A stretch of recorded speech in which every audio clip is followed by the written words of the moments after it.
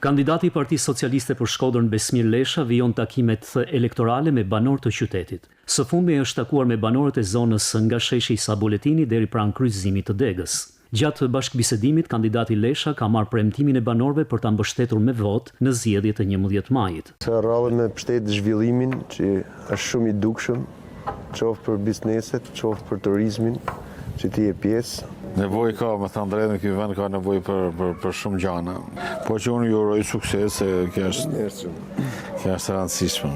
Mendimin tuaj, do i finalizojmë këta punë e do vazhdojmë me të tjera. Faleminderit. Shoha me fitore. Lumgoja. Shtetja juaj na duhet për me vazhdu fitore. Është Lesha. Edhe është një vlerë shtume. Është një vlerë shtume edhe më tepër.